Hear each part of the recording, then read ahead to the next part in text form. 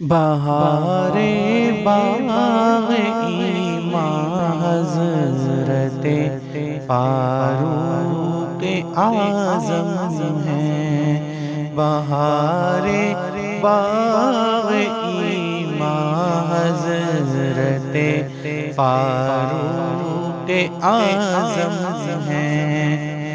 بہار باغ ایمان حضرت فاروق اعظم ہے۔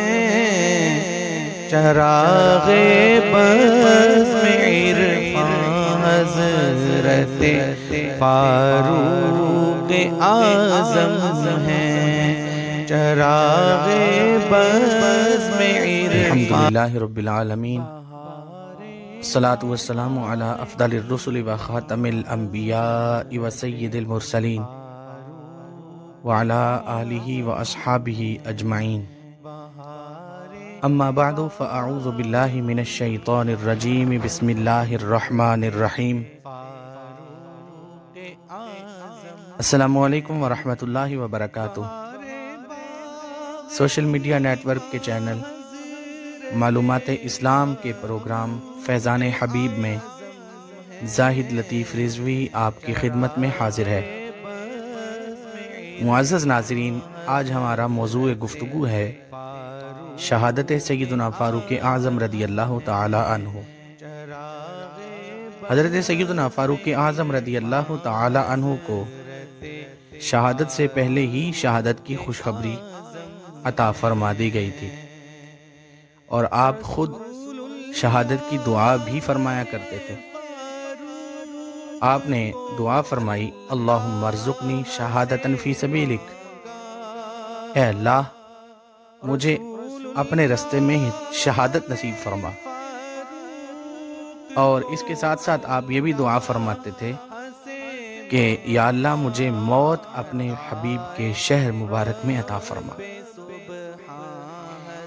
معزز ناظرین، 23 ہجری کے اندر آپ نے حج فرمایا، اور اسی سال آپ کو زخمی کیا گیا، اور 1 محرم الحرام 24 ہجری کو آپ کی شہادت جو ہے وہ ہو گئی۔ حضرت سیدنا فاروق اعظم رضی اللہ تعالی عنہ نے یہ دعا بھی فرمائی تھی کہ یا اللہ میں بوڑھا ہو گیا ہوں، میری رعایا زیادہ ہو گئی ہے، میرے مالک مجھے اپنی بارگاہ میں بلا لے۔ اسی طرح حضرت سیدنا کعب احبار رضی اللہ تعالیٰ عنہ، یہ سرکار کے صحابی ہیں اور تورات کے بہت بڑے عالم تھے۔ حضرت کعب احبار یہ فرماتے تھے فاروق اعظم رضی اللہ تعالیٰ عنہ کہ میں نے تورات میں یہ پڑھا ہے کہ اللہ تبارک و تعالیٰ آپ کو شہادت عطا فرمائے گا۔ معزز ناظرین، یہ ساری وہ خوشخبریاں تھیں آپ کی شہادت کی جو آپ کو عطا کی گئی تھی۔ حضرت سیدنا ابو موسیٰ اشعری رضی اللہ تعالیٰ عنہ نے خواب دیکھا، اور وہ خواب حضرت سیدنا فاروق اعظم رضی اللہ تعالی عنہ کی بارگاہ میں بیان کیا۔ کہنے لگے کہ میں نے خواب دیکھا ہے کہ سرکار بھی جلوہ گر ہیں صلی اللہ علیہ وسلم، اور سیدنا صدیق اکبر رضی اللہ تعالی عنہ بھی موجود ہیں رضی اللہ تعالی عنہ۔ تو سرکار دو عالم صلی اللہ تعالی علیہ وسلم آپ کو اپنی طرف بلا رہے ہیں۔ اس کا مطلب یہ تھا کہ آپ کو شہید کیا جائے گا، آپ کا وقت شہادت قریب آ گیا ہے۔ معزز ناظرین، اسی طرح آپ نے خواب دیکھا۔ آپ نے فرمایا کہ میں نے خواب دیکھا ہے کہ ایک مرغے نے مجھے 2-3 دفعہ کاٹا ہے، اس کا مطلب یہ ہے کہ مجھے شہید کر دیا جائے گا۔ آپ کے ذہن میں یہ موجود تھی بات کہ مجھے شہید کیا جائے گا، مگر طبعی حیرانی تھوڑی اس وجہ سے تھی کہ میں تو جزیرہ عرب میں موجود ہوں، یہاں جنگ کے تو حالات ہی نہیں ہیں، تو پتہ نہیں اللہ پاک نے میری قسمت میں شہادت کو رکھا ہے اور کس طرح میری شہادت ہوگی۔ اس وجہ سے طبعی تقاضے کے مطابق تھوڑے پریشان ہوا کرتے تھے کہ میری شہادت کیسے ہوگی۔ تو وہ وقت آیا جب اللہ تبارک و تعالیٰ نے آپ کو شہادت کا مرتبہ عطا فرمایا۔ معزز حضرات و خواتین، آپ کی شہادت حضرت سیدنا مغیرہ ابن شعبہ رضی اللہ تعالیٰ عنہ کا ایک غلام تھا، اس کا نام تھا ابو لؤلؤ فیروز۔ یہ بہت سے ہنر جانتا تھا، عرب کا رہنے والا نہیں تھا۔ حضرت سیدنا فاروق اعظم رضی اللہ تعالیٰ عنہ نے اس کو مدینہ میں داخلے کی اجازت دے دی۔ یہ چکیاں بنایا کرتا تھا، چکیاں۔ ایک دفعہ مغیرہ ابن شعبہ رضی اللہ تعالیٰ عنہ کے حوالے سے کوئی شکایت یہ امیر المؤمنین حضرت سیدنا فاروق اعظم رضی اللہ تعالیٰ عنہ کی بارگاہ میں لایا۔ فاروق اعظم رضی اللہ تعالیٰ عنہ نے اس کو سمجھایا کہ اپنے مالک کے بارے میں اللہ سے ڈر۔ خیال یہ تھا کہ بعد میں مغیرہ ابن شعبہ کو بھی کہہ دیں گے کہ آپ ذرا تخفیف کریں، اس سے زیادہ کام کاج نہ لیا کریں، اس کی طاقت کے سے زیادہ تھوڑی تخفیف کر دیا کریں اس سے، یہ خیال تھا۔ مگر وہ جو بندہ تھا اس کو یہ بات آپ کی اچھی نہ لگی کہ آپ نے میری شکایت پر کوئی ایکشن نہیں لیا۔ آپ نے فرمایا کرتے کیا ہو؟ اس نے کہا چکیاں بناتا ہوں۔ آپ نے فرمایا میرے لیے بھی کوئی چکی بنا دے۔ وہ کہنے لگا کہ ایسی چکی بناؤں گا لوگ یاد کریں گے کسی نے چکی بنائی ہے۔ جب وہ چلا گیا تو آپ نے اپنے اصحاب سے فرمایا کہ یہ مجھے قتل کی دھمکی دے کر گیا ہے۔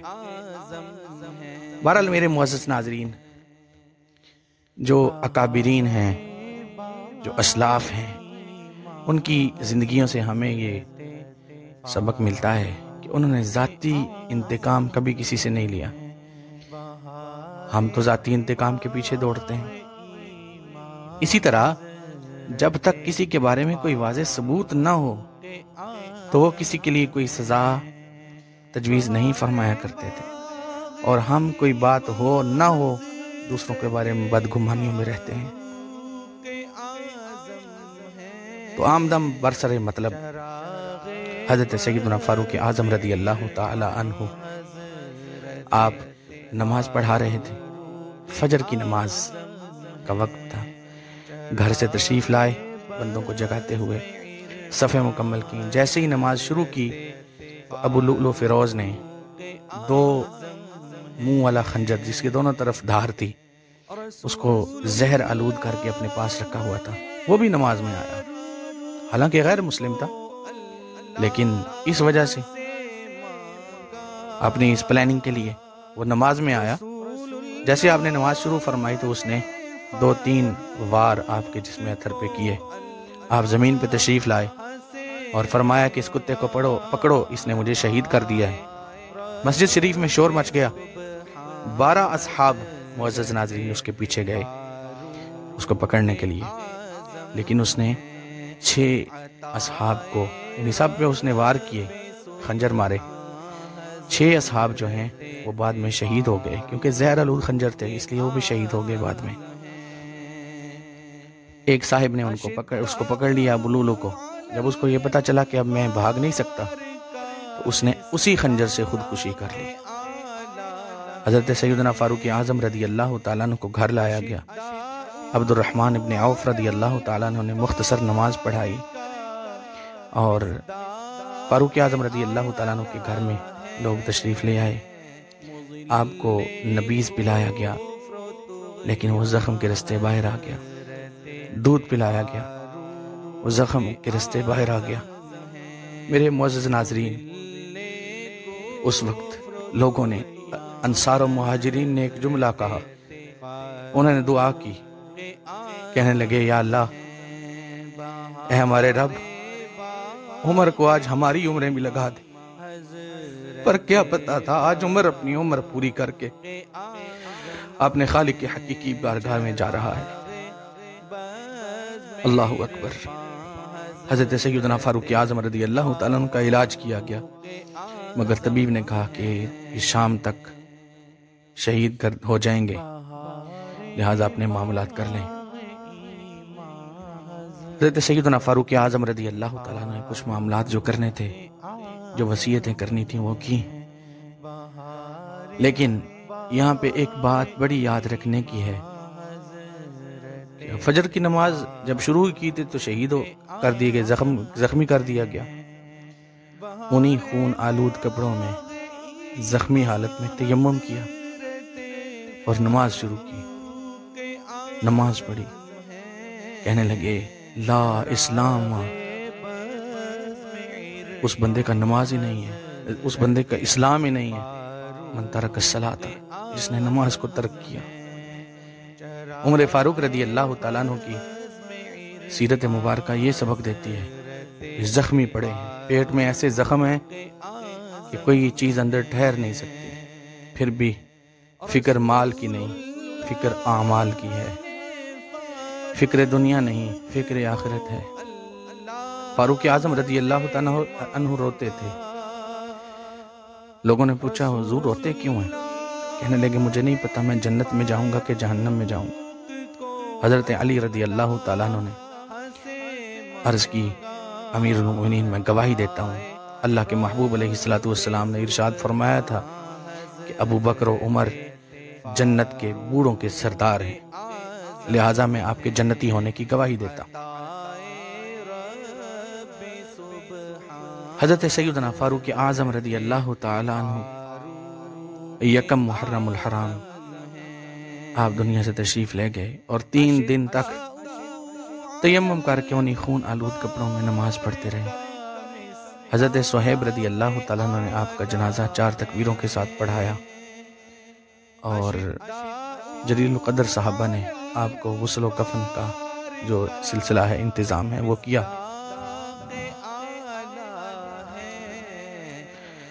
غالباً حضرت سیدنا عبداللہ ابن عمر رضی اللہ تعالیٰ عنہ فرمایا کرتے تھے کہ اسلام کمزور ہو گیا ہے، نقصان ہو گیا ہے، اس کے بعد تمہارے پاس ہر سال پہلے سے سخت آیا کرے گا۔ لوگ پوچھتے تھے کیا وجہ ہے، سخت آنے کا مطلب کیا ہے، کیا قحط سالی پڑے گی؟ فرمایا نہیں، علم اٹھ جائے گا۔ آج علم کا تیسرا حصہ اٹھ گیا ہے۔ جو سال آنے والا آئے گا ہر سال پہلے سے سخت ہوگا اور تمہاری آزمائشوں اور مشکلات کے اندر اضافہ ہوگا۔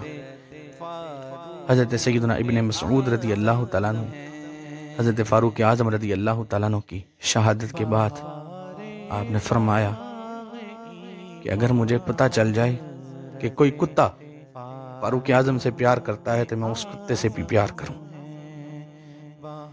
میرے معزز ناظرین، حضرت سیدنا فاروق اعظم رضی اللہ تعالیٰ عنہ کے حوالے سے ہم نے پروگرام کیے ہیں۔ یقین کیجئے کہ جب یہ پروگرام کی ریکارڈنگ ہوتی ہے اور ہم یہ سنتے ہیں تو دل یہ کہتا ہے کہ اللہ نے کتنی بڑی شان دی تھی۔ ابو بکر صدیق رضی اللہ تعالیٰ عنہ کی سیرت کو پڑھا جاتا ہے تو لگتا ہے کہ اللہ نے اس سے بڑی شان، ان سے بڑی شان کسی کو نہیں دی۔ عثمان غنی رضی اللہ تعالیٰ عنہ کی شان کو پڑھا جاتا ہے، مطالعہ کیا جاتا ہے تو دل کہتا ہے ان سے بڑی شان اللہ نے کسی کو نہیں دی۔ حضرت علی رضی اللہ تعالیٰ عنہ کی شان کا مطالعہ کیا جاتا ہے تو دل کہتا ہے ان سے بڑی شان اللہ نے کسی کو نہیں دی۔ فاروق اعظم رضی اللہ تعالیٰ عنہ کی شان کا مطالعہ کیا جاتا ہے تو دل یہی کہتا ہے کہ ان سے بڑی شان اللہ نے کسی کو نہیں دی۔ میرے معزز ناظرین، یہ سارے شانوں والے، سارے عظمتوں والے ہیں، سارے مقامات والے، مرتبوں والے ہیں۔ یہ سارے وہ ہیں جن کے ایک ایک سانس کے اندر ہمارے لیے روشنی ہے، ایک ایک قول کے اندر ہمارے لیے روشنی ہے۔ اور فاروق اعظم رضی اللہ تعالیٰ عنہ نے جس طرح خلافت کی ہے، قیامت تک کوئی اس طرح حکمرانی نہیں کر سکتا۔ آج لوگ مثالیں تو دیتے ہیں فاروق اعظم رضی اللہ تعالیٰ عنہ کی، مگر کوئی ایسا نہیں جو فاروق اعظم رضی اللہ تعالیٰ عنہ جیسا حکمران بن سکے، ان جیسی خلافت کر سکے، ان جیسا عدل کر سکے، ان جیسا انصاف کر سکے۔